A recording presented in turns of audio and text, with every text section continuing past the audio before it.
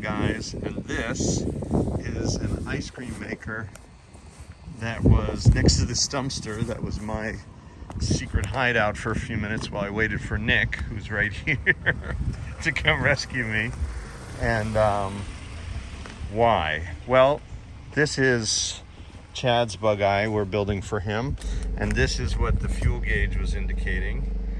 And unfortunately, that turns out to empty. How do I know that? This beautiful supercharged thing died on this street, and I'm not sure why until I open this. And if you could shake this with me, you would immediately hear there is the sound of no liquid moving inside. So we are out of gas. And this is a video just to remind you that if you have one of these cars, you probably already know this, but you got to get to know your gas gauge.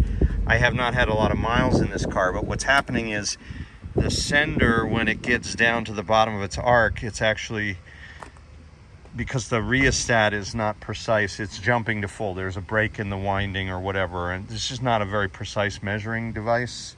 So it's empty, jumps to full, and if you just come in the back part of that conversation, you don't have the beginning part of the story. So I didn't know it was out of gas, and I didn't shake the tank, and here I am on the side of the road. One more thing, I was heading up this hill.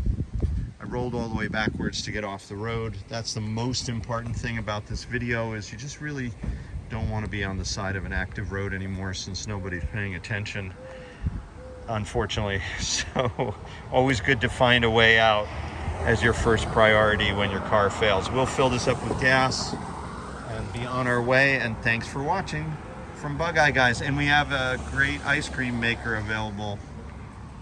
Bye.